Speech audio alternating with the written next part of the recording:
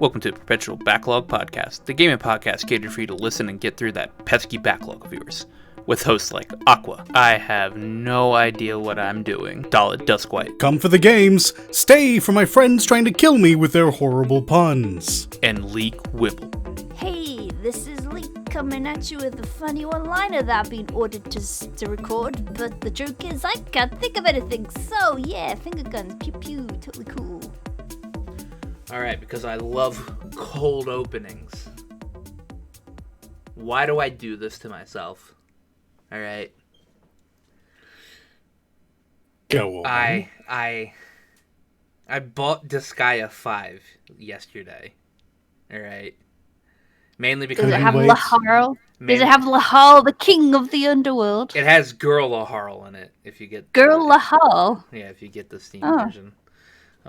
Which, by the way, I don't ever recommend the Steam version, man. That game plays like ass. Yeah, so I've played the original Disgaea on the console it was first released on, and then I was like, I actually really enjoyed it. The writing is hilarious. Mhm. I mean, the isometric role play fight, tactic aspect of it is okay.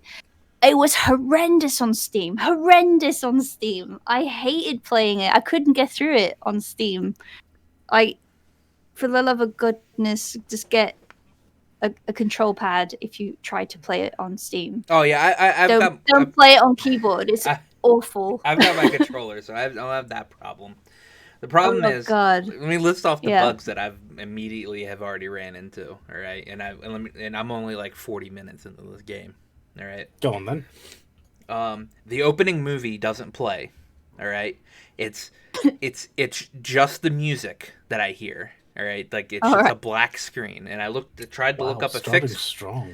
I tried to look up a fix for it. All right, and I have to go in the INI files. All right, and change like the movie type to 2 because I have an AMD processor, but it's already set to 2. All right, so there's already that problem. I'm not really too worried about not watching the movie because also in those files or in the actual download files or whatever, I can just go to the movies folder and actually bring it up in like VLC and play it. So I actually really need to look at it. Wild. Occasionally the game will like just it'll like freeze up for like a good like 10 seconds and then come back, and I'm just like trying to figure out what the problem, because it's not like it's intensive on my computer. It's a top-down tactile tile turn-based game. What else was there? Actually, I think that was it. That was only in the first 40 minutes. It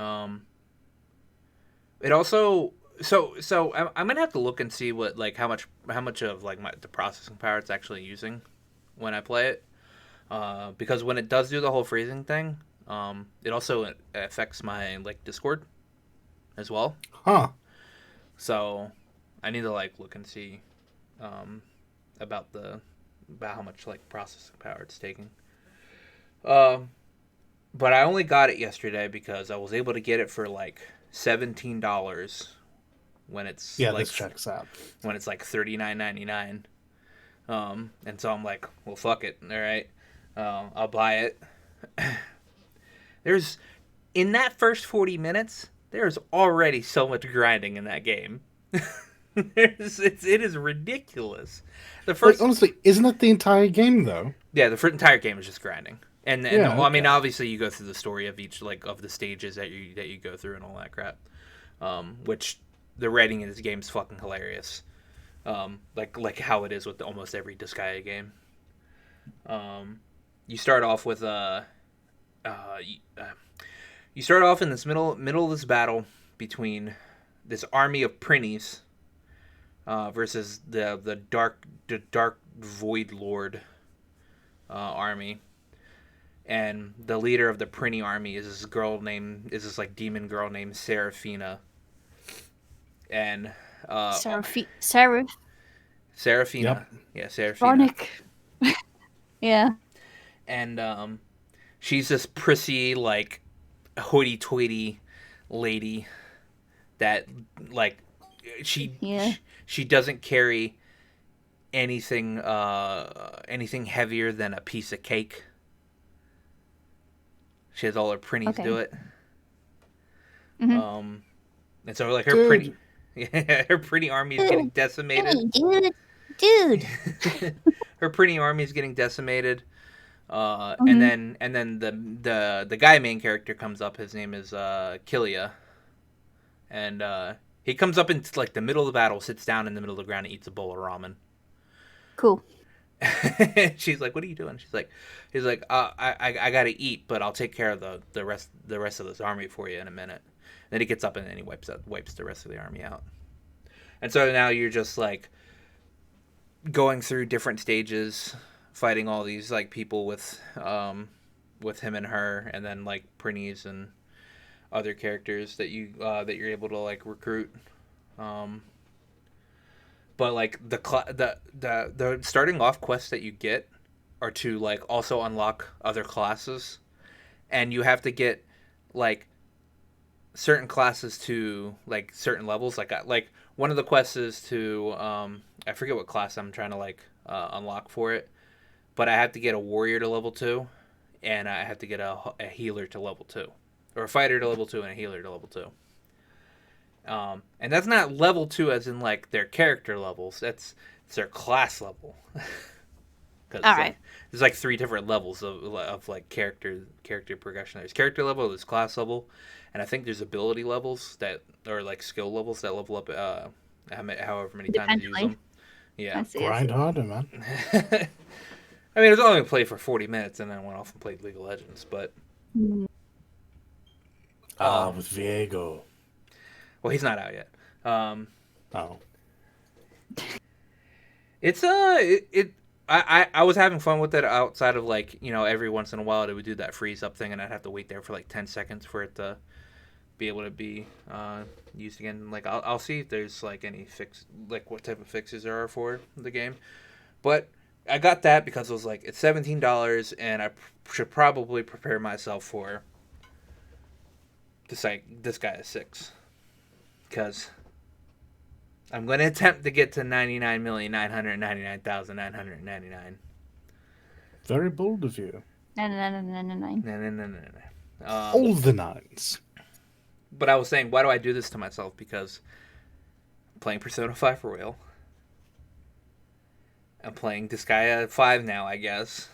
I'm playing Horizon Zero Dawn on PC. I started playing BDO with my friends. Which I probably will drop that pretty soon, to be fair, because in one night I got my Dark Knight, which by the way feels a lot better than playing a Dark Knight in 14. Just gonna go ahead and say that. Shade. Shade. They have a good story though. I'm not paying attention to the story. Yeah, I thought so. I'm skipping. I got my Dark Knight from level 1 to 50 in a matter of 4 hours in that game in BDO. Leveling's up pretty fast when you have like somebody like running you through like higher level areas and power leveling you. So easy. I've been having fun with BDO. I made 6 characters because the character creator is literally the only reason to play BDO. See, I agree with you. And I don't even want to create characters in that game, but that is the best thing to come out of it. So actually, what I want to do in BDO, right, is we started a guild, and we're gonna get enough stuff to build a ship, and then we're gonna get on the ship, and we're gonna AFK fish. AFK fish. Yeah, because you could just automatically set up your character to continuously fish, not have to worry about being like logged out or anything. And like you'll leave for a couple hours, come back, and you'll have a bunch of fish in your inventory. So yeah, it's just like real life. You mentally check out, grab some alcohol, and come back to maybe fish. Yeah. I think Or I just send my retainers in 14 and get free fish while I do other things. I think that's all the games I played this week. Actually, I didn't play Persona this week, which is the big sad thing because I really need to actually get through Persona. So, what about you guys? Actually, wait, no. I did play one extra thing this week. Go on. I actually hopped into Dauntless for like 30 minutes. All right. Because I was just waiting on something and I was like, fuck it, I'll just hop into Dauntless. I did a couple of quests, jumped into like one of the areas to like to hunt terra monsters. Yeah, as much as I love Dauntless, all right, if I'm ever in the mood to hunt monsters, I'm literally just going to turn on Monster Hunter. Because I think there's way too much systems in Dauntless. Way too many systems in Dauntless for me to actually like really feel like I'm having fun playing it. Damn, no. While been like waiting for people to play with me, and now this is a second person going, I can't be bothered. I'm sorry. Like, to be fair, Leek, we can just play Monster Hunter. Yeah, but no, see, when I have very little time to play Monster Hunter, because hunts do take quite some time to dedicate to, right? Dauntless had the upper hand for me because it was very arcadey in the fact that you can just jump in and out whenever you pleased. There was no so much time you had to dedicate, put aside. You can jump in and out as you wished. I guess. So, like, you know, that was the appeal to me. I love Monster Hunter 2, just putting it out there. But, you know, I've also been waiting for people to play Monster Hunter with me, but the whole cross-platform thing, and now you guys are playing it on Rise, you know. Well, I mean, Dalton's the only one playing Rise. playing demo to Rise. Yeah, I know. So this is a forever situation with me where I want to play with people. I really do want to play with people. Well, don't worry. Play games with me. One day we'll get you a PC, and then you can play PC games, like PC. I want a PC for freaking doing work, mate. ¿Por qué no los dos? Yeah. Just get a Threadripper. No, okay. Rich. Give me money. That's all I played this week. You sure? No take backsies. I mean, that and League of Legends, but again, we have one thing of League of Legends, and then that's literally all we're going to talk about. That's fair enough. Yeah. As for me, I did a bit of Hades. I did play the Monster Hunter demo. We'll touch on that in a bit. And most of the gaming things happened for me were oriented around AGDQ. So I mostly watched other people play games very efficiently. Oh, yeah. Yeah, it's now over, and they raised... I think the last number I saw was like 2.7 mil. It probably hit 3 offline, to be honest. But yeah, it was crazy. Save the animals. No, save the frames. What about you, Leek? Yeah, it's just like Final Fantasy and stuff like that. I had a lot of work to do again. So a lot of my game-related stuff, besides Final Fantasy dropping in and out of that, is I was watching a lot of gameplay. Now, I was delving into VR. Don't get the wrong idea. So VR is becoming like also another entertainment source. And the stuff I delved in was like watching a drama TV show, but enacted in VR chat, essentially. They made their own server with many levels and stuff, maps to run around in. And it was, what's the closest thing, I guess? It's like tabletop, no, LARP, live action roleplay, yeah, but in VR. But because of, they had DMs to, like, dungeon masters, or I would say game masters, to keep everything in check and keep the story going. and everyone was essentially acting their character physically because of the VR equipment, right? Mm-hmm. And they had these wonderful models that were made for them and everything, all rigged and like to like show their speech and their emotes and hand movements and whatnot. And it was really entertaining. I was very surprised, and I have to say, just to dig at everybody who played Cyberpunk, it felt that the setting in this one I was watching, it's called Callous Row, by the way. It's very impressive.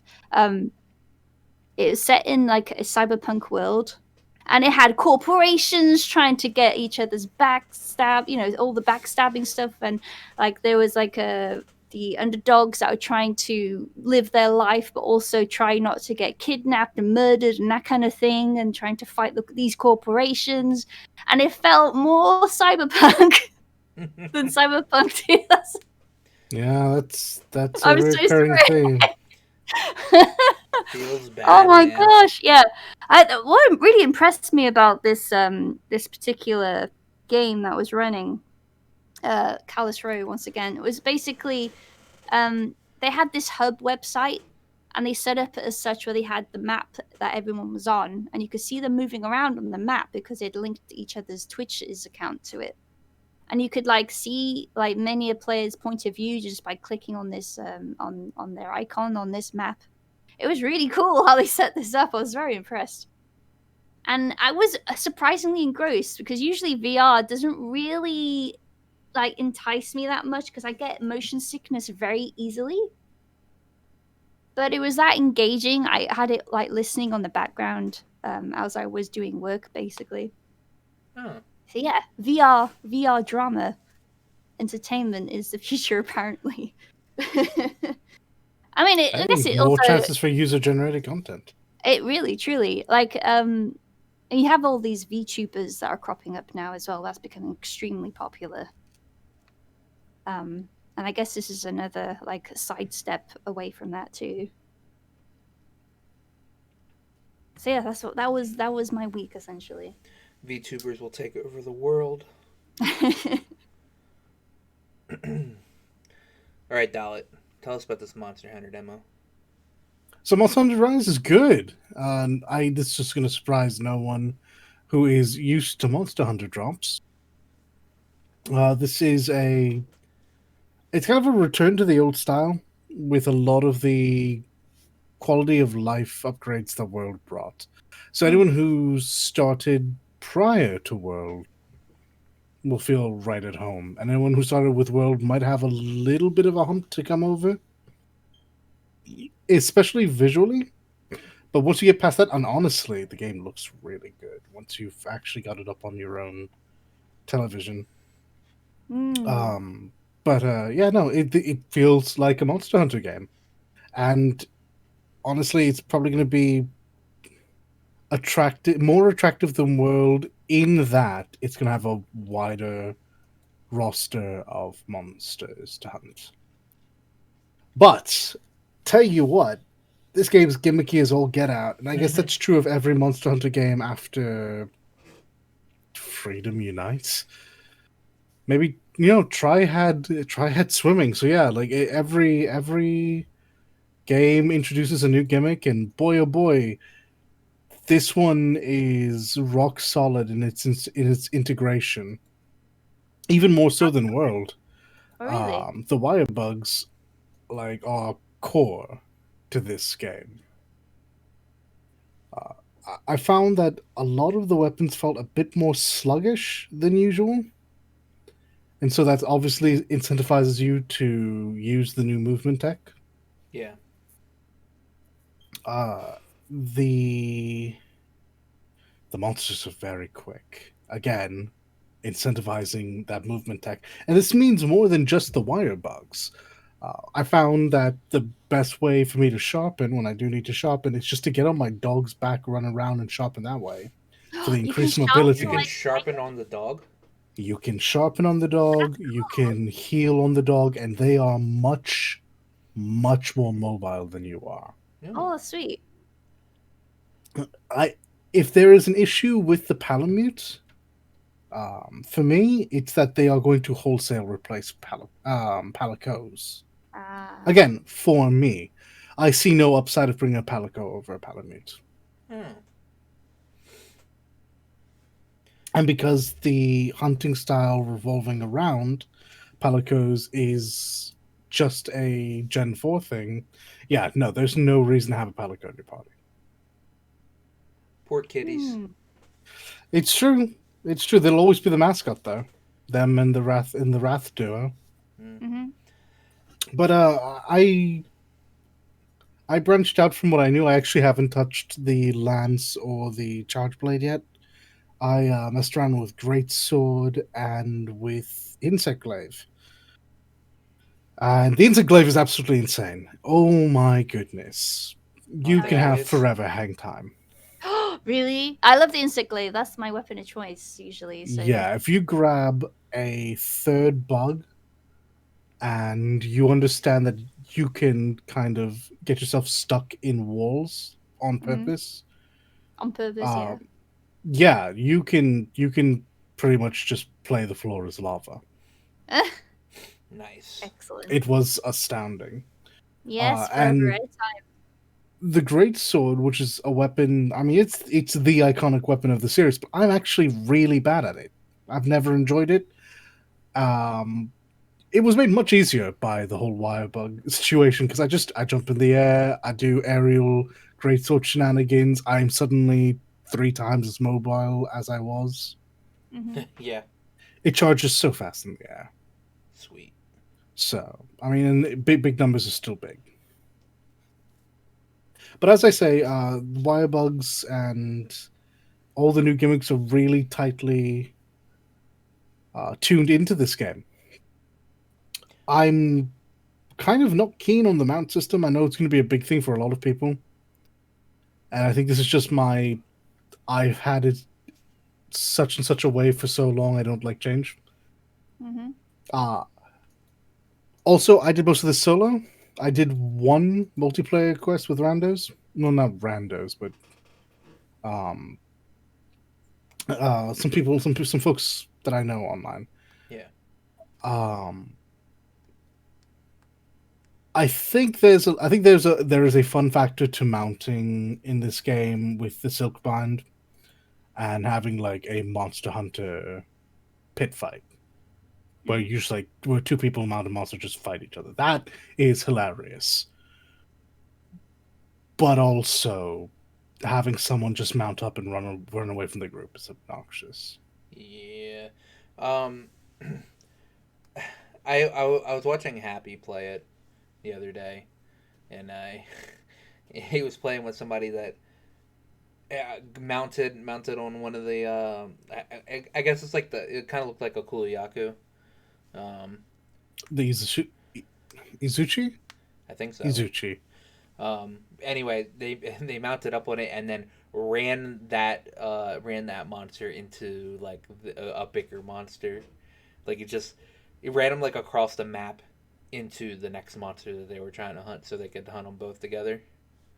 I mean, yeah, and that is brilliant. Like with a measure of communication, it's going to be great. Because then you take like the Rathian and you run it into the Mizutsune and poison it, knock it down, get a free mount on that, and then the Rathian runs away and you're fine. But just without the proper communication being there, just has someone going crept up randomly running away. And Lord save us if you just join up a bunch of randos and someone actually wants to grief. Yeah. Though, honestly, mounts aren't very common, so I think I got 1, maybe 2 per. Well, 2 on the bigger one. The Izuchi just died so quickly. I got 1 mount and it just got absolutely destroyed. I have 2 glaring problems with this game. It's on the Switch and it looks like it's on the Switch? 3 glaring problems with this game. No, well, I was almost there. It's on the Switch. It looks like it's on the Switch. And Nintendo Online services. Oh, okay. So I'm with you on. Well, I understand 2 of those complaints. What's the Nintendo Online service business about? Not sure I follow. Like just their network connection's all jank.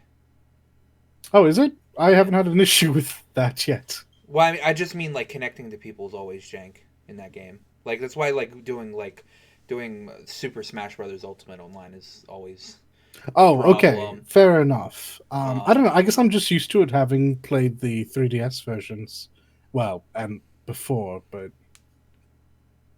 um, yeah, I'm used to online Monster Hunter. I mean, to be fair, it's online Monster Hunter is actually pretty solid. I don't think it is comparable to Smash. I think whatever server Smash is running on is absolutely horrendous, whereas Monster Hunter is supremely playable. well, I was also seeing that like other people's animations while you're online while you're doing co-op they're like jaggedy. Yeah, I mean, comes with not having the most pristine connection, Yeah, but I don't think it's that. I mean, again, you're talking to a world baby. yeah, and I've been playing since Freedom Unites, so Yeah, so I'm used to a lot of this jank. And honestly, Rise is such a step forward for anything that isn't World. It's insanity. I will wait 9 months and then for an announcement of the other ports it'll get. I I would love to just pick this up on the Switch, but I don't think I'm going to, purely because the leaks about the PC. And the PC version is just going to be better. Yep. But for what it is, this is a massive step forward in the Nintendo Monster Hunter semi-portable games. I guess I have to say semi-portable now. It's so good. It's very good, and I'll probably play through the other 20-ish hunts I have before I run out of hunts. Which, by the way, that's an awful system for a demo. I don't like that. Wait, how many hunts are in there? 30. You get 30 hunts against the Izuchi and the Mizutsune, not a piece, together. Jesus fucking Christ. Yeah. I know people have found ways around that, but the fact that it is a hard and fast thing that they've programmed in, not a big fan. Not a big fan of that at all. Well, that's good. I mean, at least it's going to be a good. At least it'll most likely be a good game. I don't doubt that at all, especially because the fourth generation was so good. Fourth generation might be the best generation. I am counting World.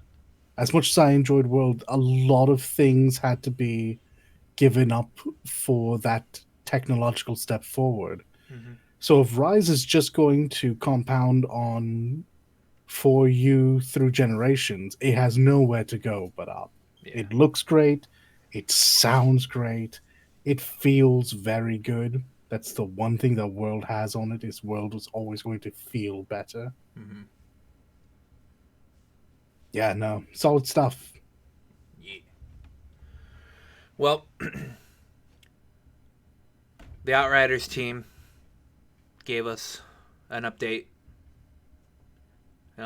They said, we believe it's important for players to get experiences, to get experiences on new IPs like Outriders before the release. So they're going to do a demo on February 25th. And they're pushing back the game's release date to April 1st. And they said, no joke, it's actually going to be on April 1st. So that's good. This is really cool. I like this because my immediate reaction to seeing everything from Outriders is that game looks boring as hell. Yeah, and Oh. you get to play Why? the first Tell me few why. hours of the game. Yeah. Sorry, I should be more specific. Visually, that game looks boring as hell. All right. Because I understand that I think it's meant to be the Square Enix looter shooter, Yeah. from what I understand. Yeah. But like visually, that it was, man, so much gray and not edgy, but very rough textures because of the armor they were going for. I did not intrigue me from a visual standpoint whatsoever. Mm-hmm. But with a demo out, which is brilliant, they allow us to test the important bits. How does it play? Yeah, how well does it connect to other people? How blah blah Yeah, blah blah blah. But yeah, you get to play the first few hours of the game, and it'll carry over into the actual game when it comes out. that's very cool. That's a good idea. I don't understand. Like sometimes I don't understand when people make demos for games or whatever, and they don't do stuff like this. And I'm like, just let us play the beginning of the game, and then have it carry over into into the game itself. Well, that's really convenient for us, the players. But I mean, oftentimes the beginning of the game is actually not a very good vertical slice. No, it's usually not. But like a lot of demos that come, like I'm not counting betas because betas are a little different than demos. Um, demos, I feel like demos are normally like primarily like put towards like stuff like JRPGs and stuff like that. Like the East 9 demo or whatever. I feel like you should have been able to play the beginning of that game. So, but if this was the case for East 9, and I don't know because I haven't played the rest of the series, would we have had all of those skills? Would it have felt as good to play, or would we have been fairly restricted because of, RPG build-up? I'm not 100% sure, but I mean, you have a pretty decent amount of stuff in the beginning of East 8. Okay, see, that's the answer I was interested in hearing. They could have done like I mean, the only problem with I guess doing stuff with like East like with an East game is usually the beginning of the game is very long. So like there's a lot of cutscenes in the beginning of East games. It's not like with Trails where Trails like half of Trails beginnings are a flash forward to like the middle of the game where you're immediately just thrown in the battle. Yeah. So I guess that's like maybe a problem, but like a lot of people are coming out with like long demos, like demos that are a couple hours long. And then there's East. You have 10 minutes. Yeah, 10 minutes. That gets annoying.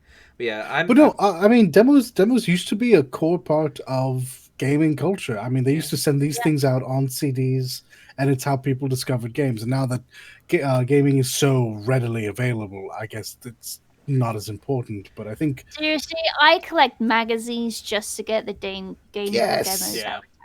I love them. Like there were so many on one disc that you could just sample. It was great. I loved it. Yeah, like you could actually figure out, do I enjoy this? Am I willing to give this a go? And I'm happy to see them come back, and I'm kind of happy to see that betas just aren't taking their place, because the two services provide completely different feedback. Yeah. So. Yeah. More demos, please. I will definitely try the Outriders demo when it comes out. February 25th. Remember that, people. Save the date. Save the date. So, Dalit, do you still play Genshin Impact? I haven't logged in for like 2 weeks. Okay. I'm keeping up with it though. I'm still interested enough. I just have had other things I need to get done. Yeah, so apparently same. I've not even done dailies. I just like haven't been motivated to. But then this is a pitfall of I guess it counts because it's a mobile game, right? My attention is very limited for mobile type games, and even though this has like Breath of the Wild type elements, I really do enjoy exploring and running around. Mm-hmm. I don't know. It just hasn't. I need to be in the mood. I've realized for this now. The like initial stuff, I guess, was like it's a new game and it's shiny and everyone's playing it, and I'm gonna like go all over it because I was just all over the place with this game initially, but I didn't have lost steam, I guess. Yeah. With it. Guess what I did? Anyway, with you were saying. What? I installed it. And you uninstalled it? I don't feel bad now. I was like, I just have to explain away my feelings about it. He's like, yeah, I just fucking installed it. I uninstalled it. All right. Did you really? Okay. I mean, it's fair. Yeah. Okay. I don't think I'll go back to it anytime soon. Uh, yeah. But apparently there was a leak, and by leak I mean it was up for like 5 seconds. Yeah. Okay. Actually, on the store, there's a resin pass. Like it's like the Ooh. Welkin. It's like the Welkin pass. You buy it Yes. Yeah. and you get resin every day. You get like a certain amount of resin every day. Not surprised at all. 100%. No. This was the big failing of the mobile system. Yeah. I don't think this is. I don't think this is healthy, though. I mean, No, I don't think it's healthy either. entirely expected because at the end of the day, Genshin Impact. I was hoping I was wrong about this, or rather, I was hoping everyone else was wrong about this, and that they wouldn't feel the need to go down this path after making buku bucks. But at the end of the day, it's still a mobile platform, and they're going to treat it as such. Which is heartbreaking because it means having all of this nonsense instead of just making a system that works. Yeah. This has already been met with a lot of negative feedback by the community. But of course, to the same token, there are staunch defenders of mobile titles saying, well, first mobile game or something, this was expected. This essentially has surprised no one. Yeah. The moment that this was seen as an issue, everyone kind of understood what was eventually going to come. They were going to somehow monetize the resin system. And they've opted to do it in the frankly laziest but most profitable way possible. Here, So pay $4.99 and get a pass, a monthly pass. Every day each month you get a certain amount of extra resin. Now I wonder if that well, I mean, you just get the resin that you can just like use to refill your resin, right? It just doesn't give you resin. It gives you the yeah, I should imagine you get the consumable, the 3 condensed resin, which is in itself a problem because you can literally only carry 3 pieces. Well, if they're assuming that people are playing the game every day, then, I mean, yeah, I guess it's still, this feels like the wrong way of going about it. Oh yeah, 100%. Condensed resin in and of itself isn't a terrible idea, but having it be so very restricted is. But I don't have to worry about it anymore because I have You're not playing. broken my chains and I've been set free from the force of Genshin Impact because as much as the game was amazing, I have more important stuff to play. That's understandable. I wasn't impressed with the peak. I forget its name at the moment. So I didn't come back for that. I am waiting for the next story beat, and then I'll probably return. Yeah. I'll have a bunch of, and it's good because then I'll have a bunch of content to catch up on, and that's another thing this game sorely lacks. Yeah. This next bit's a bit of sad news. It's not gaming related or anything, but anybody that's a big fan of Monty Oum, over the weekend, Monty's brother, not the one that took his place that voices Ren, but his other brother. And I want to say his name is Chivy, but it could be Chivy or something like that. He was hospitalized after his car got stolen, because the guy bounced him off his car to get his car. Gosh. Yeah, it's pretty bad. There's a GoFundMe for it, and they've already met the goal because one, it's Monty Oum's brother, and Monty Oum has a ridiculous fan base that still stretches on after his passing. And yeah, they met I think it was like $5,000, and last time I looked at it, they were already at like 7.4. So I'll put that in the description because I assume it'll still be up by the time I put this out. Yeah, it really sucks. A lot of bad shit happened this week, and that's just piling on top of it. But Mhm. yeah. Halo Infinite designer leaves and joins Gunfire Studios. Those are the makers of Darksiders. Now, how many more people are gonna leave Halo Infinite? I genuinely don't know. How many more people? They lost the main guy from it. Now they're losing their designer. They've lost. I'm pretty sure they've lost half of their main staff. That's a bit much, but they have lost a lot of high profile folks to this. See, And when we see yeah. things like this, generally speaking, it doesn't end well for the end product. So, but also So they were yeah, planning on shipping this game.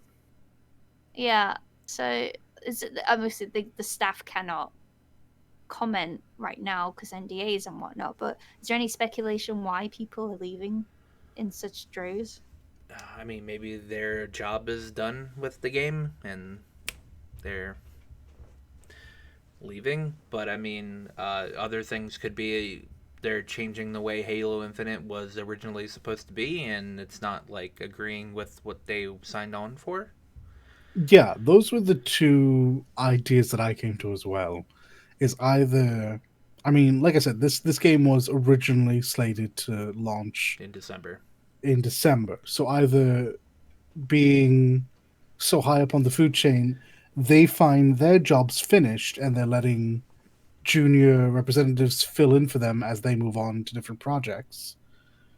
Or there's been a major shift in ideology and people do not agree and are leaving on principle. But as you say, Yeah. due to this being a working project, no one is going to be allowed to just come out and say anything. So it's hard to say. Yeah. That game is still slated for what? Summer 20? No, is it fall? Full. Fall of 20 of this year. Um, you know, I wouldn't put it past them to delay it even more, but we'll see. If they keep losing people. um, Next is our second bit of sad news for the week. Is video game and anime voice actor Brad Venable dies at the age of 43. Yeah, he was a young guy. Yeah, Anyway, so yeah, he voiced like Devil May Cry character most recently, right? That was his most recent yeah, role. It's up there. I don't know if it's yeah, his most recent one, but it's. I mean, Devil May Yeah, Cry is two been years out, old, yeah, 2 years, so yeah, yeah. Now, this is what I found after sadly he passed away was that he was a voice of Venom. yes, yep, in the movie. Yeah. Now, all the media and all the interviews, they always say Tom Hardy did it, and I was so fucking pissed at this. I I mean, was this is so exactly pissed. why the voiceover world and like theatrical world butt heads. yeah, My gosh. Yeah, no, like Second they, class actors. It bothers the hell out of me. it really is annoying. Because, Venom is a very iconic voice, and the one in the movie sounded awesome. Because I also liked the cheesy 90s cartoon, and I had like the very Venom voice as well, right? And yeah. I was like, it was very much like that, and I enjoyed it. But there were interviews with Tom Hardy himself. He was like, yeah, I get all these guys. They're helping me in like the post production, whatever, and they're doing magic with voice editing and audio design and stuff like that. And he never mentions that someone else is voicing. To be fair, because I'm not entirely sure how this is done, it might be a layered effect. Tom Yeah, Hardy might have voiced Well, Venom, and Brad certainly Venable. there are most certainly moments where they're both talking, yeah. most certainly. But there are also moments where it's just Venom as well. Because I've watched this movie a few times, so I still have yeah, not seen the movie. it's all right. But I now feel bad about liking it. Yeah. I didn't look up what he died from, but They didn't say. At least at the time that the news came out, that wasn't disclosed, and I am hesitant to make any guesses, though. With the current situation, him being a big guy, could be any number of things. But we don't know for certain, and we probably shouldn't just throw ideas out there. Yeah.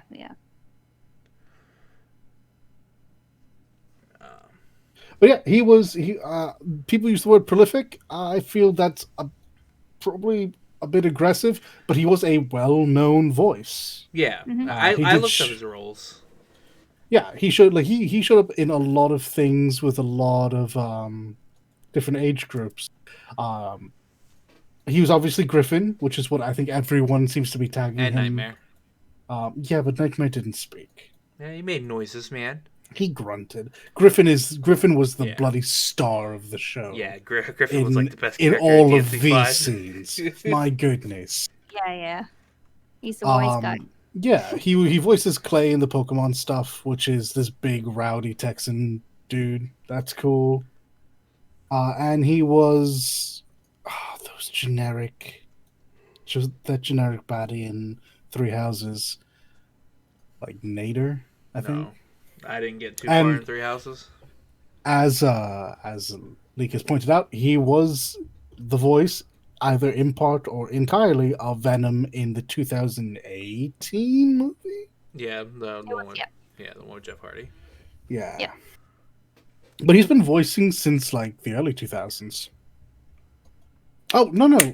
Because it's so popular. One Piece. He voices Scratchman Apo. Oh yeah, I don't know how to say that name. He does a few voices in Attack on Titan as well. See, now we're getting out of my knowledge. A voice of Attack on Titan. I don't know what. I don't watch Attack on Titan in English, so. Fair enough. Well, it's a shame that he's gone. He will be sorely missed. Yeah. Outpouring from the voiceover community has been seen since the news of his passing, and it has all been that he was an excellent actor and such a good person. So this next bit of news, nobody else knows about because they don't play League of Legends in here, and I only play League of Legends because I have friends that want to kill me. Joke's on you. I know about this. I'm interested in the game that isn't League of Legends. True. That features this character. True. The card Same games. here. No, there's another one. There is a card game, but nobody cares about League of Legends. Wait, what? Yeah, no, hang on. No, stop. Pause. What? We'll get to that in just a second. We'll talk about this. All right. So they revealed the new champion. It's Viego, the Ruin King.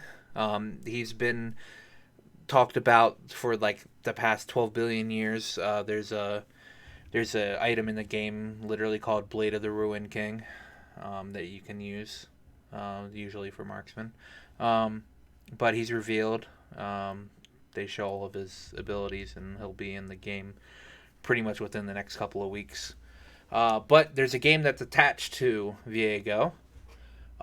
It is called...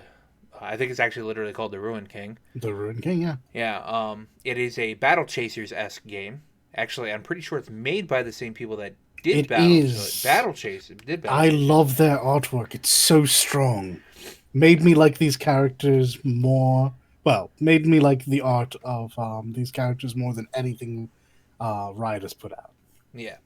So it's a RPG game that's in the same style as Battle Chasers, and it goes through the story of your characters going I think Misfortune's in there, Brahm's in there, Ari's in it. Pike. Yeah, so the actual story's kind of been light so far. We haven't heard a lot of that. Yeah. But like you're saying, we have seen the characters. And now Viego himself has been revealed. And boy oh boy, he's a fuckboy. Yeah, he does look like a fuckboy. He's open shirt, fucking skinny jeans. He's there's nothing about his character design that I like. No. There's nothing about his character that I like. Actually, that's true. His actor's pretty great. Yeah. Did you watch the season 11 trailer for League? Is that the one? Is it the The cinematic one, the one Yeah, with yeah, the one with Lucian and Senna in it. Yes, I did. Yeah, his story is that he's trying to get his wife back, which apparently has been planted inside the soul of Senna. And in the cinematic, he rips it from her. She survives though, which is Yeah, interesting. yeah. We'll have to see about that. And I'm pretty sure, and I think the story for this Battle Chasers-esque game is supposed to follow that because he's pretty much started his rampage across the whole of Runeterra. It is strange though that the if this game does follow that storyline, none of the characters in the Riot's animation are represented in the Battle Chasers esque game. DLC, man. Mm. It's entirely possible. I mean, look, I'd love to have literally every character that was shown off there turn up. But yeah, it was weird that they've opted for like no overlap other Yeah. than Viego himself. God, I'm so slow. I realize what you're talking about. Yeah, I've seen the stuff from this Yeah. Battle Yeah. game. I'm a dummy. Hi, everybody. Yeah, I've found about it before. I'm really keen on this. Yeah, no, No, I love these types of games. I'm like, it's like side scrolling beat 'em up type stuff. I love it. Streets of Rage, my jam, right? So yeah. yeah, I never played Battle Chasers, but I'm definitely into this because League of Legends lore is like, on one end, League of Legends lore is bad because they can never get it consistent. Because they're always changing it. But on the other end, it's really cool because there's this whole world that has like all of these like interacting characters and all that crap. It's just I need them to sit down and actually have a consistent fucking story of like what's going on. Like genuinely, just stop changing it. Just stop changing. Continue with what you have. Like, but yeah, no, this is great. This is like I'm also looking at you, Marvel and DC. Wint. Especially UDC. Yeah. The weakest thing about League of Legends to me is the gameplay. Like I've always been more interested in the characters, and thereby bits and pieces of the lore, whichever version of the lore we're talking about then. So this just seems like the logical thing. We have an actual story-based game, and I hope they continue to have that like Final Fantasy X-esque system because I liked that in Battle Chasers. I love it here. Mm-hmm. They've chosen an interesting assortment of characters, both fan favorites and characters that they probably want you to be more interested in. Like which one? I guess it's like Dev's favorite. They really worked hard on it. Well, most of I understand this too. Like if you could design the character, it's your baby. You want to push it out into the world and look at this shiny thing I made. So I can understand that. So yeah. So Ari and I guess Braum are the two characters I feel that are kind of out of place in this setting because the rest of I'd say only Braum because Ari's traveling with Yasuo. I mean, does it balance the fighting styles of each character? Yeah, but they could have done that with everyone from one vicinity. Yes, you're right. Because this seems to be taking place near the taking place in Bilgewater. Yeah, it's taking place in Bilgewater, which makes sense for Misfortune being there or for Pike being there. Yeah. Yeah. They also have the D&D version of that too, right? They released on D&D. Yes, that was the this. I don't know that it's tied in with this, but I mean, it could be, and you'd never know. Because I think a lot of these characters turn up. Yeah, I'm just assuming because the IP is out there. Yeah. Anyway, I'm interested. It comes out. It's slated for sometime earlier this year, so sometime between now and April. So I'll definitely get that when it comes out. Yeah. Even if I don't pick this thing up at launch, I'll be enamored with watching it. It's going to look so good. Yes, I agree. Next we have up is something that my friend is actually super excited for. A 3D Dungeon Fighter Online sequel. Ooh. And it's been named Project Barbecue for a while. which I have Project Barbecue. no idea why it was called Project Barbecue. Yeah, to the point that when it was first look shown at that off, project. yeah, when it was first shown off, I had no idea what this was because I didn't play. I mean, I still There don't, we go. obviously. I didn't play Dungeon Fighter Online. So No all these idea. characters that still, by the way, look just like the sprites of old, now that I've gone and educated myself. Yeah. I'm sure people saw this and immediately knew what it was. I just saw an amazing character action, what I thought was an amazing character action game. Mm-hmm. And no, this is like straight up just a 3D upgrade to ye old Dungeon Fighter Online, which is aged like milk, but I mean, was the thing to play for the longest time. Okay, so it may have Yeah, look at aged this. like milk or whatever, but it's Visually, still of course. considered. Yeah, it's still considered one of the most popular online games to this day. Yeah, As of Holy May, heck. they've gotten like, I think it was like 100 something million, like monetarily. And that is crazy. And it's a free to How play did I game. not know about this before? What the fuck? I would love So to yeah, play this is interesting. I thought I watched this with you guys, but I guess I didn't. No. I must have seen this No, somewhere I mean, else. I'm looking at the original Dungeon Fighters Online. I've never seen this before. Why am Hey. I that Oh, have shocked? you not? It's free to play. No. It's free to play. I'm gonna play it. That's what I'm doing this evening. Okay, Look at it. I wasn't love this expecting style. this. No. It's like I said, I like Streets of Rage and shit, and this is like. Yeah. It's pretty. It's a Yeah. sprite beat 'em up online game, pretty much. Yeah. Hold up. Hold the phone. Stop the taxi. I have a friend that that plays this game daily, religiously. Daily.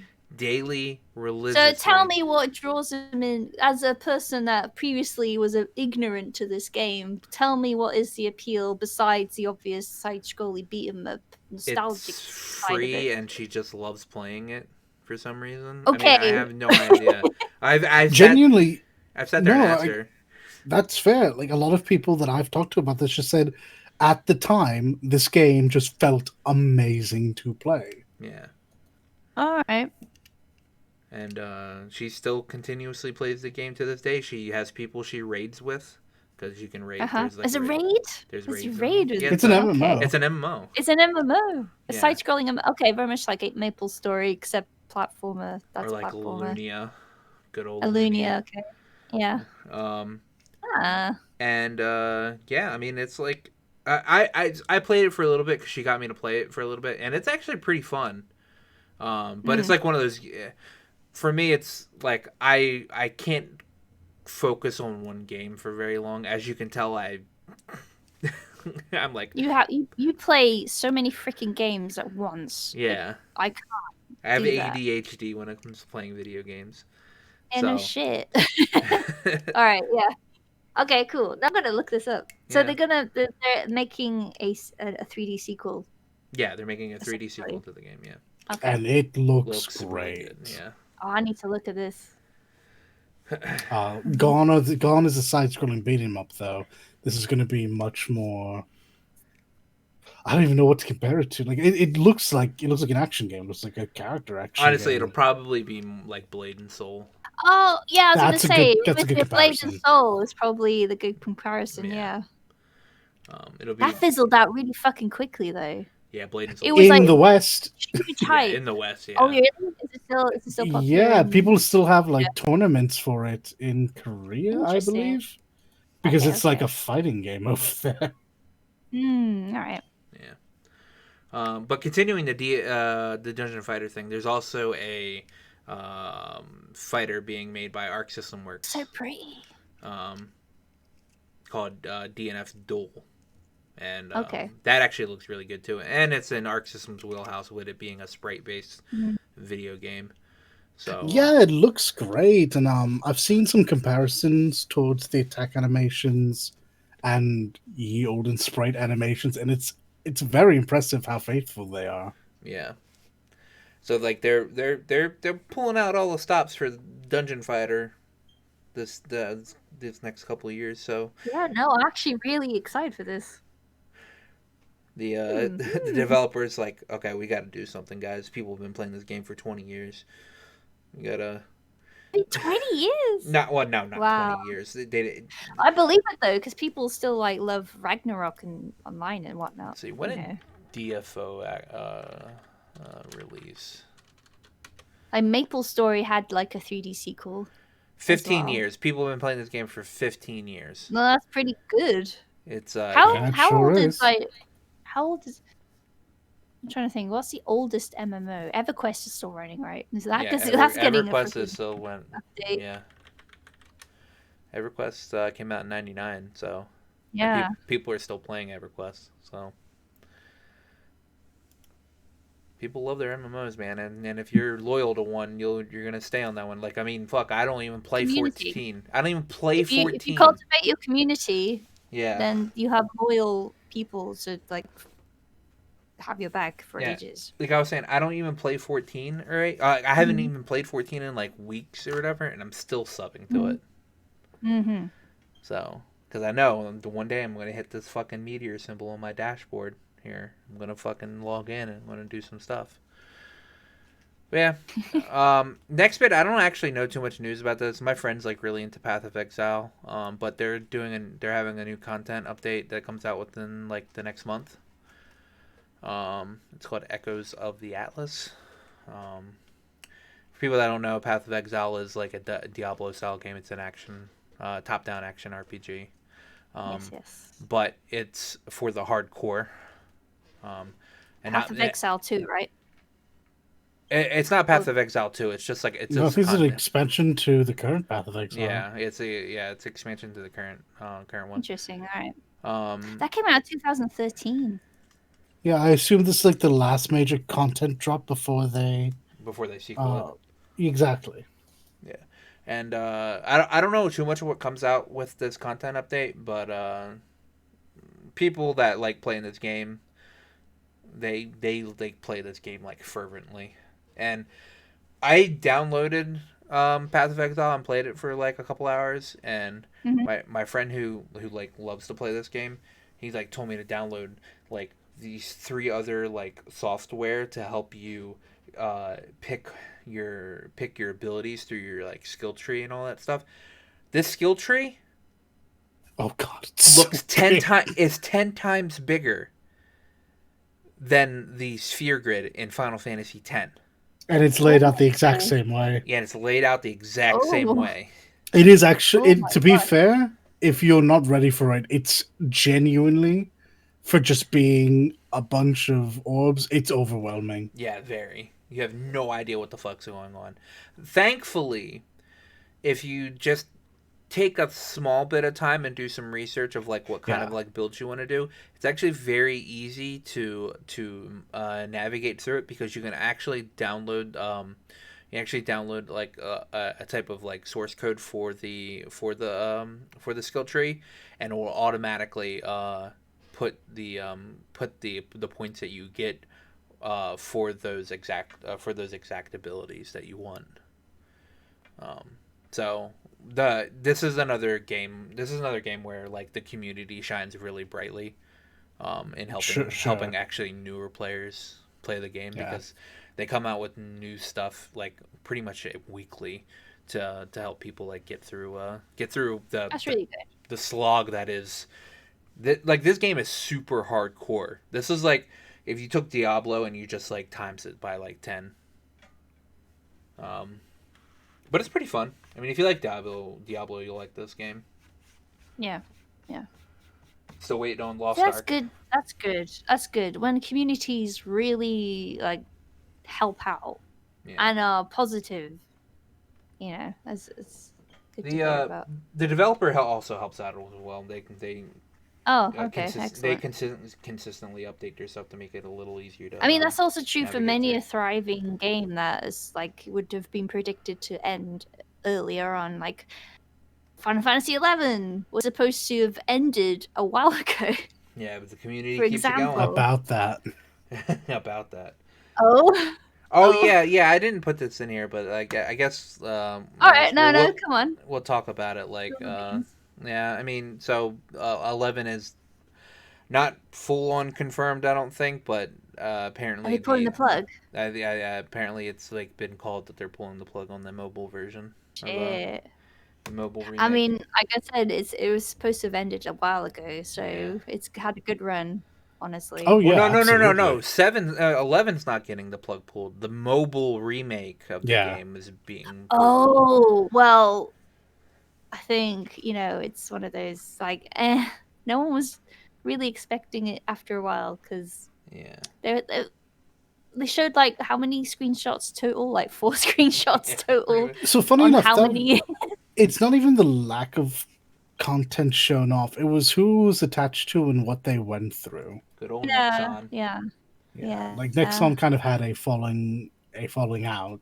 Well, not even a falling out, just like it fell apart, and that kind of put this game in limbo. And honestly, with 14 doing so well, They put too much into Maple Story 2 and got nothing Oh, from it. So, yeah, that's a shame. I mean, I would have seen 11 work on mobile because, I mean, it was simple enough, as in the graphics and whatnot. oh They yeah, would well have this had was to getting improve this was the getting like an main system overhaul. went up, of course, but It was supposed to be more single player ish as well. and honestly, yeah, that would have there been that'd have been fun. Yeah. was was a there was a there was a Vandeal based mobile game previously though, because I do remember that on mobile for a short period of time. It was people were interested in it. Oh, this is news to Was me. active and Interesting. running. Really? No, I had to go on it. We ran around for a bit. Hang on, you keep talking while I try to Oh. find it. Well, we're gonna head into our Sony Computer Entertainment expo that happened or presentation that happened, where they confirmed the release windows of variable titles that are coming out for the PlayStation 5, or PlayStation 4 as well. Um, this came out of left field because I didn't even know this was happening Sam, until today. Um, Ratchet and Clank 2021. There's no actual like month release time for that. Same with Horizon Forbidden West. 2021 is supposed to be the release window for that. Returnal is March 19th, 2021. Pragmata, which apparently has seen a big delay in the game, is going to be 2023.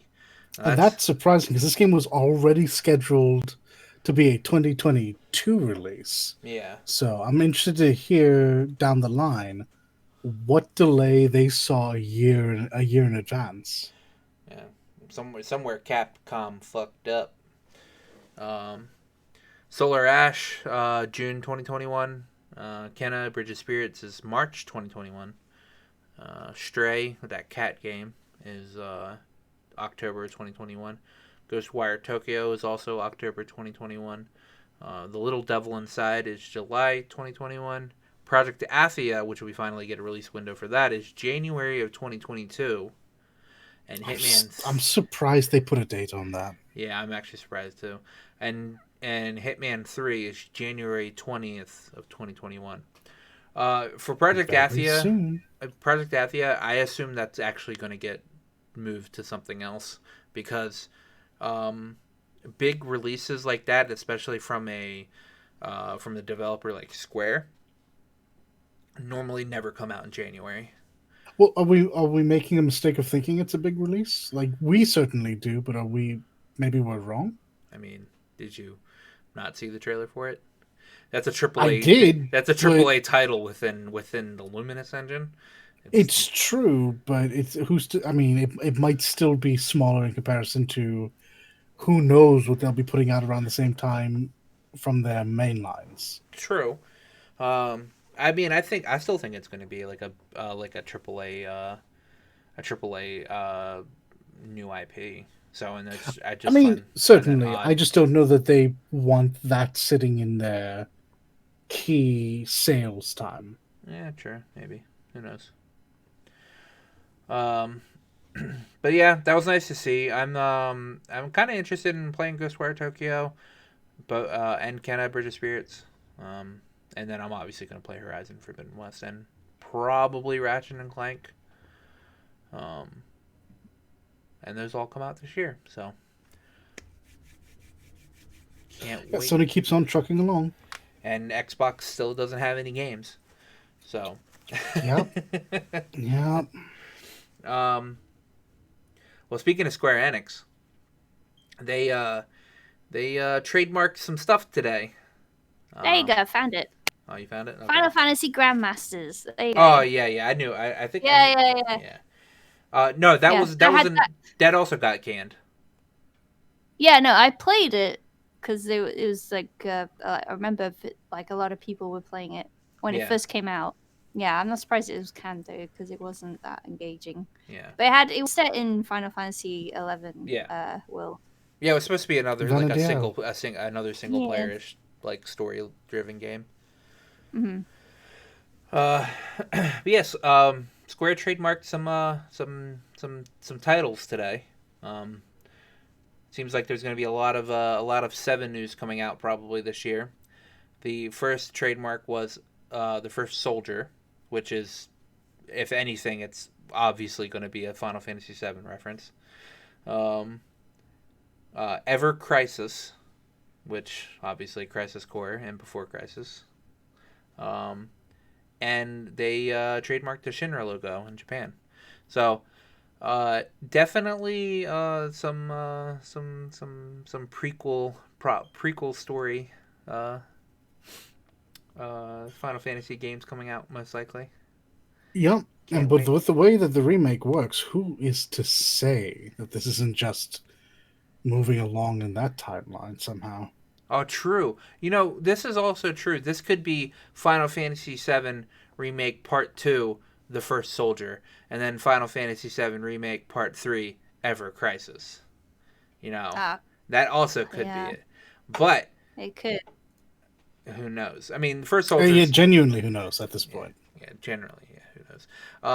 Earlier today, because I was having a lot of talks with some friends in another server, pointed out that, and this is in no particular order other than Square's naming conventions for these 7 titles end up in a weird situation where you have Advent Children, Before Crisis, Crisis Core, Dirge of Cerberus, Ever Crisis, and First Soldier. Now, if you line them up in that order, it says A, B, C, D, E, F. So what's more interesting about that, though, is that it's A, C, B, C, C, C, D, C, E, C, F, S. Yeah. It's just weird to see the first one to break the mold thus far. Oh yeah. A, C, B, C, D, C, yeah, F, S. I didn't even notice that. Man, they love their second words being C's, man. But here we go. This is my overall. Oh, here we go. My giga brain. All right. Hit me, go. The next game that they trademark will be something Genesis related because it's G. It is next. It has to be Genesis. Great character. Everybody loves him. Gact is amazing. I'm pretty sure we're not going to see that character again. Dude, better. Dude. He was the only character that had a rapier. Was that the only reason why you here's the thing. So here's the thing about that. People keep saying this, and they're all wrong. He had a long sword with a rapier handguard. He didn't even use it like a rapier. So it was still cool. It was. It was Gact. Yeah. He's pretty cool too, but that character's problematic. No, dude, he's the best. Gact apparently is Magnum too, and that's an old joke. I don't know if anyone will get ever. No, I have no idea what that means, actually. Are you really truly a Gact fan? No, I only like. No, I'll go out and say I'm not. What does that even mean? Yeah, what It was on this sounds like a Zoolander reference. Yeah, no, he was on a Japanese talk show way back, and it was just boys talk essentially. It was like, okay, come on, are you good in the bedroom? And he's like, I am. He's like, okay, come on, are you good? You like And he was like insinuating, you know what? And he was like, "Yes, I'm Magnum." And he like immediately curled up and regretted everything he'd said. I'm at least happy to hear that even he hated himself after that. Good. He's still human. Some part of him. No. They're not. He has We got- memories from being immortal. We gotta get a Genesis game. We gotta get a game where we play as Genesis. I genuinely I'm pretty against Genesis as a character, but I'm not. I'm willing to see where they go if that is what they choose to do, because the writing on the remake has been at least good and very good where not. Yeah. So maybe they can save that character for me. I doubt it though. It's gonna be amazing. Goodness. But I'm really excited to see what these First Soldier and Ever Crisis is gonna be. But who knows? Nomura is crazy, so he'll let us know like 5 years later. Yes, it should also be noted these were not announced; these were Trademarks. spotted. Yeah, just like this next trademark, Forspoken, which we've talked about before, but it's finally trademarked in the EU. This has to be the 14 expansion, right? I'm inclined to believe it. This has to be. Wait, we're getting news for the 14 expansion next month. Surely they would have like split it traditionally. I guess I suppose it's tradition now. They would have split it off between the 3 fan fests. So yeah, it has to be like one big solid lore dump on everybody all at once. And it'll be like, I guess it makes sense. This will be like the 14-hour stream, right? So I know it starts the 14-hour stream. Yeah. Okay. I know that having content drip fed to us is actually the healthier healthier pathway, just for content creators and for our own hearts. Mm-hmm. But it's gonna be nice to get all the answers at once. For once. Yeah. So good. This is actually genuinely going to be really nice to finally not have to wait. With the benefit of it being healthy for everybody overall, physically, because COVID sucks. Yeah. Oh man, I could bring Etis on for when we talk about 14. Oh, I suppose imagine, you could, yeah. Rubbing my hands like I'm a maniacal evil genius. Excellent. Good. Yeah, this has to be like nothing else has been trademarked by Square that gives a more 14 expansion vibe.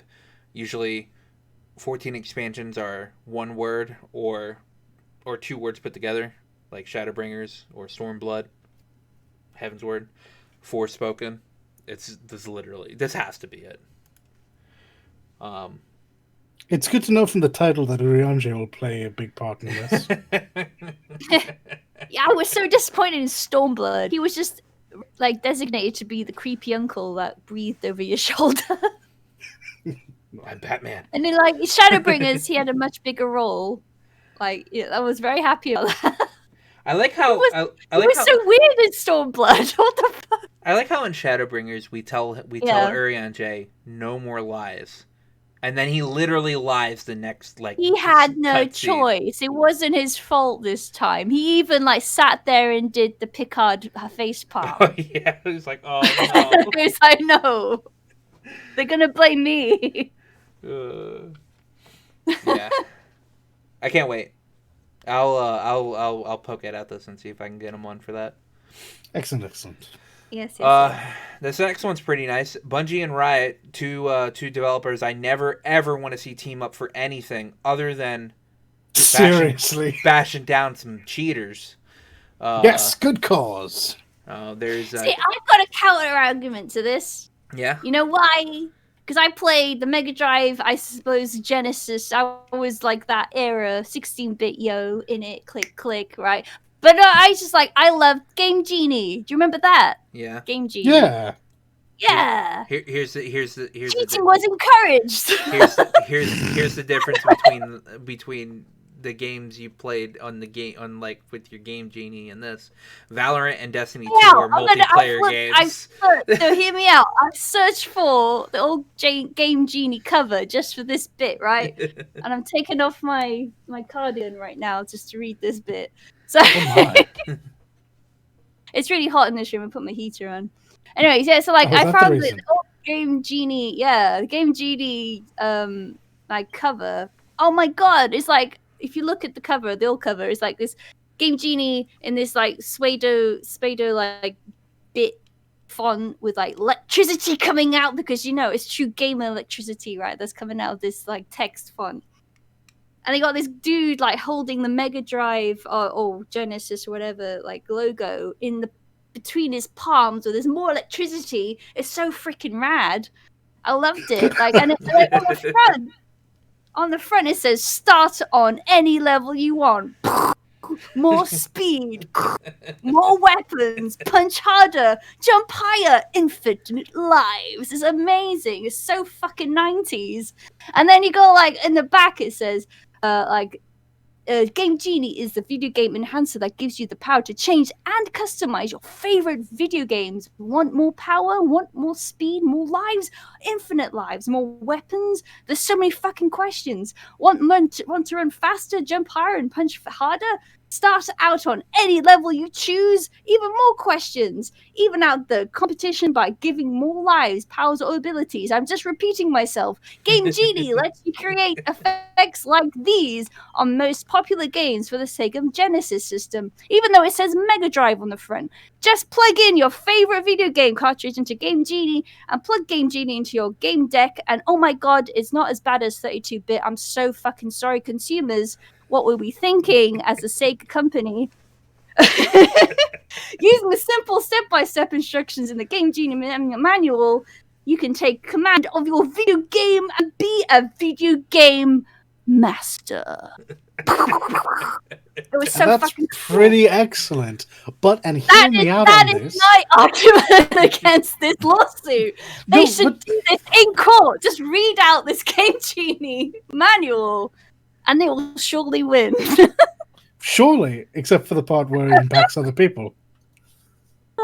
But yes, anyway. So, what was the measly argument against this Game Genie experience? Yes, please tell me, Aqua.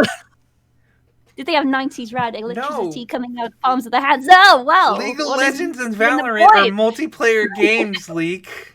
They impact other people than yourself. I don't care if people cheat in single-player games. That's false, sir. You could play 2-player Mega Drive in it. You can't play in your face. No, whatever. I mean, she's got you there. I got you. Cooperative multiplayer is multiplayer. In fact, you could get a fucking extension they can plug into one gamepad plot and have more players. There was an extension for that shit. Yep, up to 4. Up to fucking 4 people. So what is your argument? You may die on this hill, alright? Alright. Because you'll never find anybody that supports your claim to cheat in a multiplayer game. You can't handle the truth, Aqua! Amazing. Alright. Did not expect this to be how this argument went. I'm going to be real with you.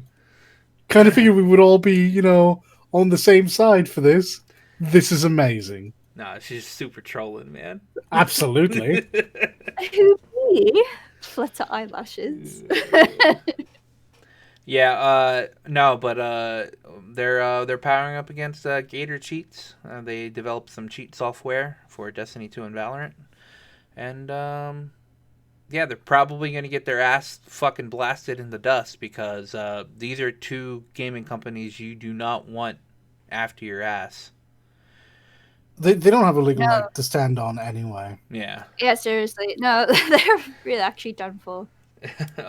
And you know what the single most qualifying thing you have between Riot and Bungie. They're both in bed with Tencent. So they have like unlimited amounts of money to bury Gator Cheats 6 feet into the ground. Yeah, but I mean, even then, I don't think that was ever going to be necessary. I think having a normal amount of money was going to win this one. It violates every term of service. There's no wiggle room for that. It means they're cracking the game, which means they have access to things they shouldn't, and they are absolutely impacting. If anything, rules have certainly changed and evolved since the 90s. So they're fucked. They're going to find out that they're not quite so rad. Sadly not. This next bit isn't exactly news. It was just funny. So Microsoft obviously offered to acquire Nintendo last year, which everybody was like, there's no way that's going to happen. But when they brought it to the table to Nintendo executives, who is it? Kevin Bosch's stated that we were just laughed at. Yeah. The whole entire time. Imagine an hour of somebody just laughing at you. That's the kind of meeting that's how it went. I am not fucking surprised. You come to my house and dictate to me who I sell my freaking toilet paper to. No, that's mean. No, Nintendo is better than toilet paper. But you know what I mean. It's just like, come on now. It was just funny to hear that Nintendo executives were just like I imagine the what is it, the Tom Cruise meme where he's just like laughing. Imagine so. Like, so I don't know what. there is I suppose why they would do is because Xbox and Microsoft do not have any fucking footing in Japan or Asia as a whole. And I'm assuming that is why. But the arrogance of it, of saying, why? Like, sure, we'll just buy you out. You'll totally, like, take our offer. The arrogance, the audacity of this bitch. Like, well, okay, so I think something's getting lost in this. Okay. And it's why I was so hesitant to really even talk about this beforehand. This isn't recent. This is not actual recent news. This literally happened in the early 2000s for the OG Xbox. Okay. This is like 2001, 2002. Interesting. All right. So why? So like, is this just a circular? No, I mean, Microsoft's just trying to do it again. Are they doing it again? Yeah, they offered to buy Nintendo back in like last year. I don't remember them offering to buy. I remember offering them to partner, specifically to get their foot in the door in Japan. So that would make sense because that would coincide with what they did with Tokyo the Game Show, because you recall, they were really like being really awkwardly. Well, with the interview that just came up, it was saying that they tried to buy them. Really? Yeah, they Microsoft attempted to buy Nintendo when it was making the Xbox. The Japanese company laughed at them. Yeah, when it was making the original Xbox in like 2002. Yeah. Although this is a news article that when you brought up, I was like, this is like 19 years out of date. Yeah. But it's why it I does knew bring about up it. a point. Like, I wouldn't be surprised that they tried to at least soften their relationship with Japan, because they clearly were trying to very hard in Tokyo Game Show with the Xbox, like a segment of the whole like trailer they were putting out. It was aggressive. So here's so gracious. Here's a question: Would Nintendo have done better between those years if Microsoft actually bought them? Let's see. 2001. What did they have going on for that? I mean, 2001, the Game Boy is still a thing. So, I mean, immediately, no. Yeah, but the Game Boy alone is already making them so much money. But they went through the Wii U. They went through the Wii U, but during the time at which they were being potentially bought So out, this was during the GameCube. Yeah, but here I'm is saying, that they wouldn't have went through the yeah, Wii U no, process. but so here's something to think about. They did. They had the freedom to experiment because they were doing that fucking well. If they had done badly, they wouldn't have been able to do this. Well, I mean, Because, yes. I mean, as you say, the handheld games were products were doing so well, and like even then, the Wii U and the Wii itself did fairly well. I From wouldn't what call the like Wii U experimentation, though. now the Wii, even then, Yes. look, they took a big risk doing this of like stepping aside from what people are used to. That is a fucking big risk, and they didn't go under. Yeah. So they're doing fucking well, honestly, as a business. Sure, absolutely. Yeah. So if Xbox had bought them out, none of this innovation would have occurred. It would have just been Well, the same drivel. And well, I say drivel because it would just be the same. so I don't know about that because let's remember, just to play devil's advocate, because what I'm about to compare is not fair in the slightest. Okay. Let's remember that Xbox and Sony have both tried this as well, and it didn't work out. Matter of fact, I'm still kind of curious how it did So work out as I for Nintendo. said, why? So, but that's what I'm Because saying. If Microsoft bought them, potentially the Kinect probably could have done well. Yeah. And why is that? Because they had the Because better they would have had control technology. Yeah, they would have had a higher, essentially a more advanced version of the Wii. Because the Nintendo was successful. Well, so here's why would they sell out? So here's the thing with if Microsoft actually would have bought Nintendo or whatever, Microsoft probably wouldn't have instructed Nintendo to really do much. They would just take a cut of what Nintendo did. Realistically, if they bought them out, they would have still wanted the Nintendo Game Boy to be a thing. They would have wanted the Wii to be a thing, the GameCube to be a thing. Matter of fact, I'm trying to figure out I wonder if the Xbox would have continued very long, or if Microsoft would have been more inclined to become like Sega, only, the parent company. I feel like Microsoft wants to do that. Don't become like Sega. Sega fucking shot themselves in the foot. I would loved Sega back in the day. I really did. And then they started doing fucking strange shit with their consoles. That didn't make sense.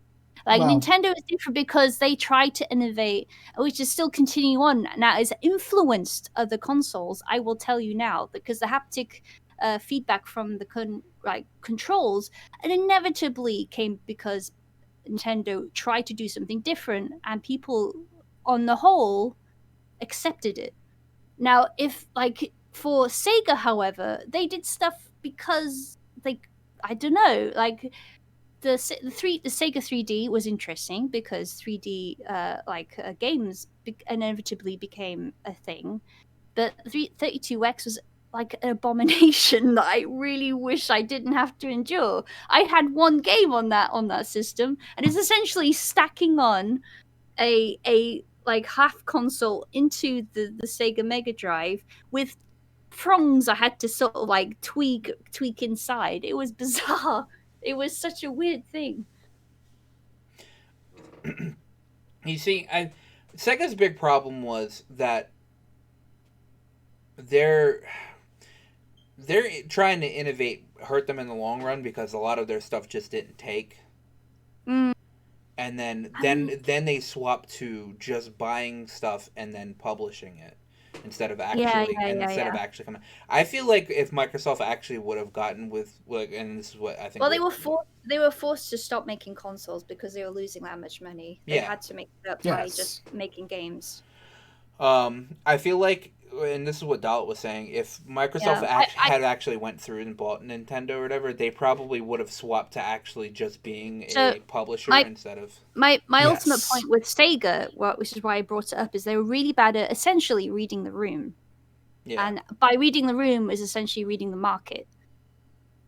Nintendo are better at reading the market and putting out feelers. I don't think Xbox or Microsoft are as good at that.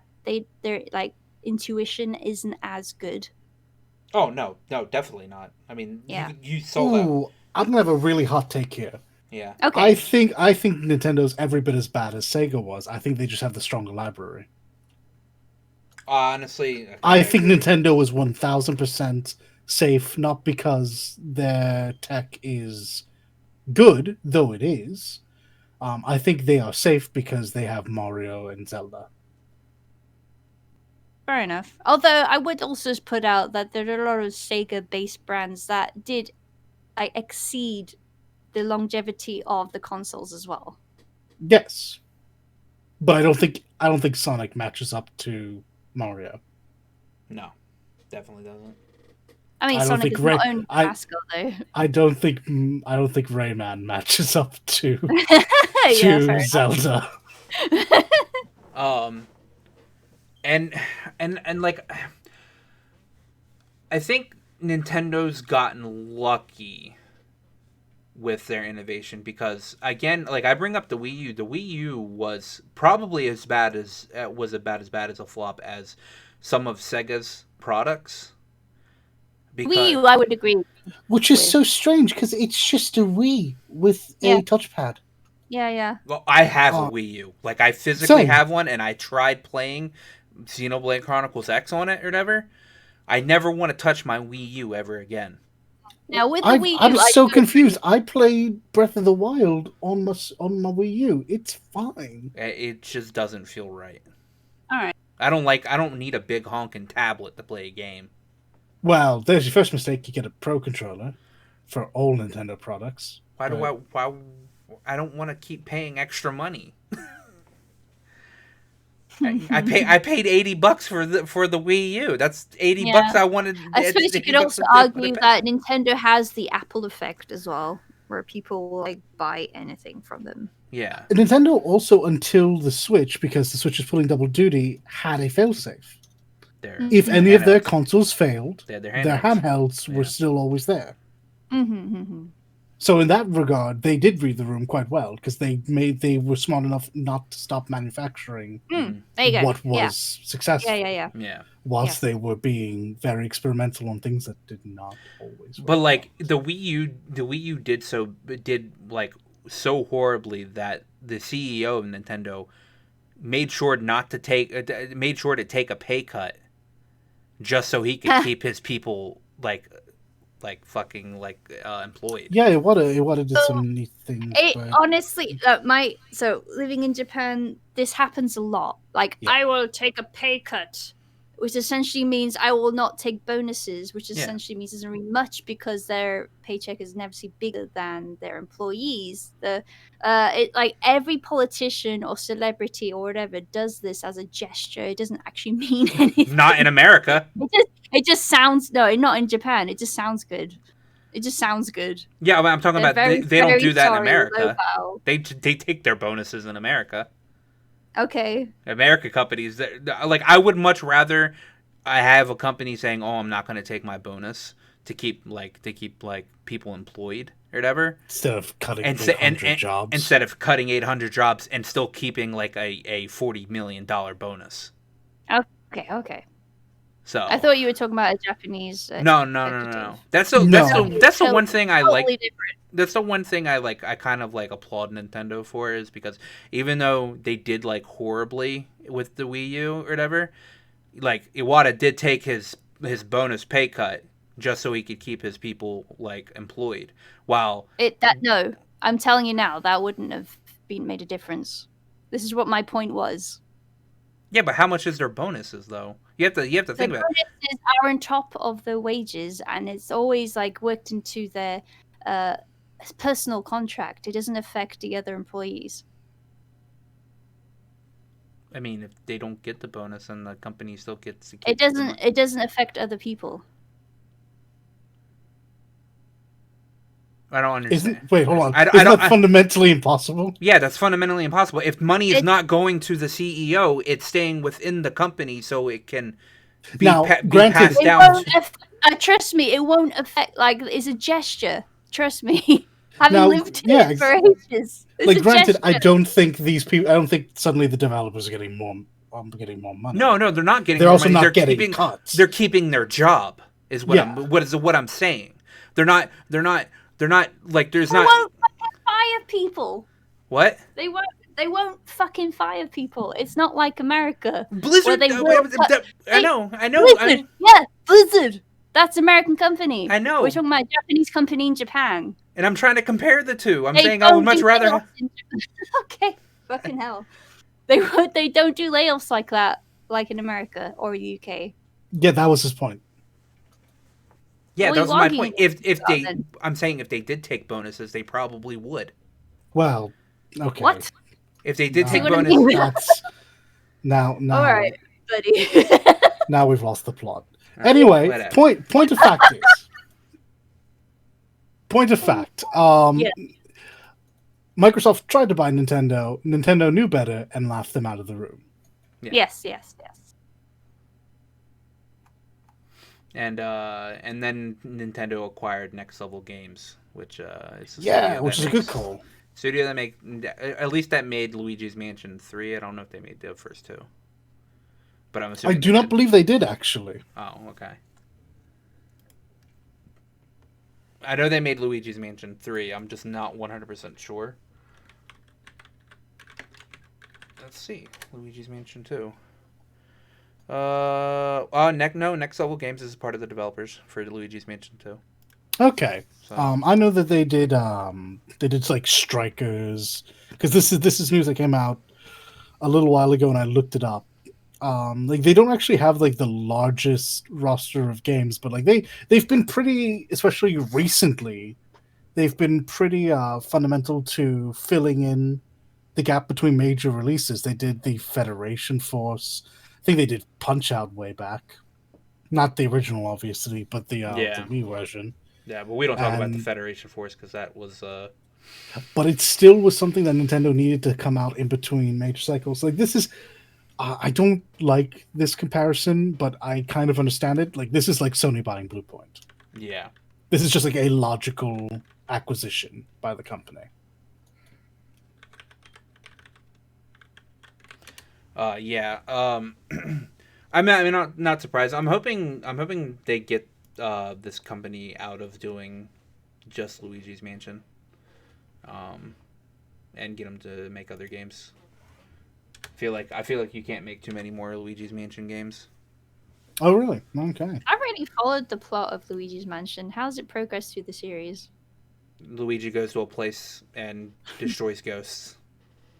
That's I mean, like this new Luigi's Mansion game is he goes to a mansion and Mario's supposed to be there, but Mario can't be found. And so Mario. Yeah, Mario. So he's trying to go through this haunted mansion to help save Mario. But you haven't talked about Gooigi. I still don't understand anything about this. Gooigi. Yeah, Gooigi's He's just a slime version of Luigi. Yeah, you use him so you could like go through like fences and everything. Interesting. And if you touch water, Gooigi dies. Oh, all right. Oh yeah, So being dissolved sucks. Luigi's Mansion 3 actually looks really good, and I might pick it up at some point in time. They always look really good. That series though, it's just the lighting is always spot on. Yeah. I'm assuming the puzzles are really fun. Yeah. Well, I mean, so I've watched a friend play a little bit of Luigi Mansion 3. The puzzles are, I mean, they're your typical Nintendo puzzles. Yeah, my mate Luke seems to like it, and I've seen that Hazy played through it. I don't know if she necessarily enjoyed it, but I know she was playing. She did enjoy it, but I don't think she's beat it yet. Yeah. Okay. But on the whole, I know it's a well loved aspect of the Mario verse. So yes, it is. Yeah, I remember when the first game came out, and people were quite hype about it because it was Luigi got his own game. He wasn't just the other brother. It was great. And then the whole game was him looking for the other brother. Yeah. Yeah. And our last bit of news is that apparently the Nier final secret was found this past week. One that Yoko Taro said about 3 years and some odd days ago was like, yeah, there's still one final secret that nobody knows about, and it's taken them 3 years to actually find the secret. Yeah, and they didn't even really find it. They just had spent enough time reverse engineering the game to stumble across how to do it. Oh, wow. Yeah. So tell me about it. Or is it a secret? No, you essentially, what you do is after you beat the prologue boss, you center 2B between these barrels, hold down R2, and hit a combination of buttons, like up, down, left, right, circle, something like that. It's like pretty much kind of the Konami code, but like not the Konami code. And what that does is that it teleports you to the post-credit scene, and you beat the game. You get the post-credit scene with the actual final ending, like the actual true ending to the game. Oh. Or the final ending. Yeah. So you go from prologue to the end of the game. Blimey. That's it. Why Yoko Taro is crazy for putting random stuff in there like that, but it's kind of cool. I think, why the fuck not? Honestly. Oh man, I watched the Mick Gordon talk on Doom music. Yeah, sometimes they literally just do it because they can. Yeah. The guy that found it actually is the guy that does a bunch of Bloodborne. He did a bunch of like Soul stuff. What's his name? It was a team of them. It was probably No, it's Lance McDonald. It was coded. The code was found by a modder, Lance McDonald, who discovered the code while reverse engineering the game. There you have it. And he's the guy that he did a lot of stuff with Bloodborne, and I think some of the other PC Soul games. He also discovered secrets in games like PT. So yeah. Yeah, he's just a glitch. Well, he's not just. He and his team, because there's a group of them. This is what they do. They find glitches. They reverse engineer the game to add mods and just do wacky stuff. And of course, naturally, they will stumble across things you put in your game. Yep. If only given time. Might take 3 years and 10 days, Yoko Taro, but they will find your shenanigans. They're the ultimate QA testers.